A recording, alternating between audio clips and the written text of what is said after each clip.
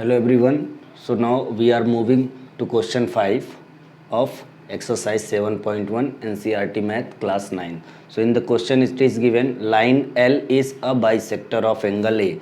ये जो line L है वो एंगल A को बाइसेक्ट कर रही. इसका मतलब क्या, एंगल A को दो इक्वल पार्ट में डिवाइड कर रही.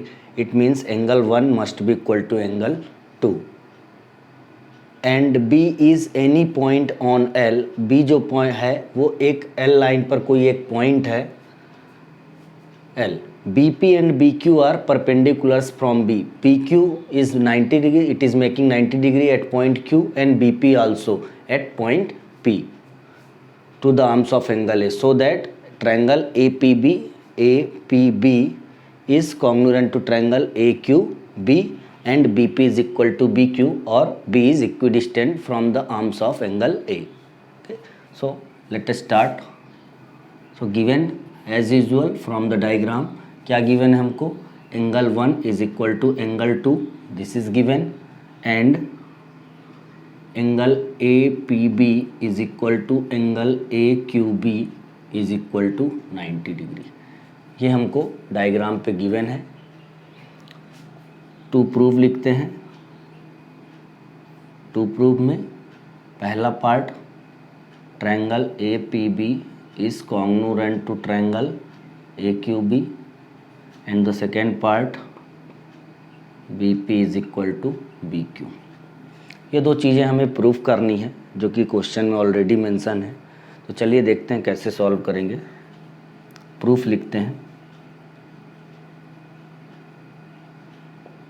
तो जो ट्रायंगल हमें प्रूफ करना है, कॉन्ग्रुएंट करना है, उन्हीं दो ट्रायंगल्स को ले लेते हैं. So in triangle APB and triangle AQB, ये दो ट्रायंगल को अगर हम ध्यान से देखें तो एक एंगल दूसरे एंगल की इक्वल है और एक 90 दूसरे 90 के इक्वल है.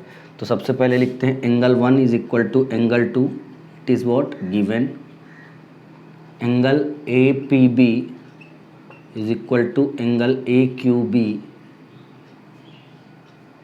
Each 90 degree.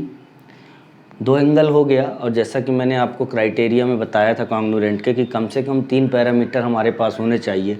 दो एंगल तो हो चुके, तीसरे एंगल के बारे में कोई इन्फॉर्मेशन नहीं. तो अगर आप साइड को देखें तो जो AB साइड है वो इस ट्रायंगल में भी है और दूसरे वाले ट्रायंगल में भी है. It means what I am writing here, third part is what, AB is equal to AB which will be what, common side.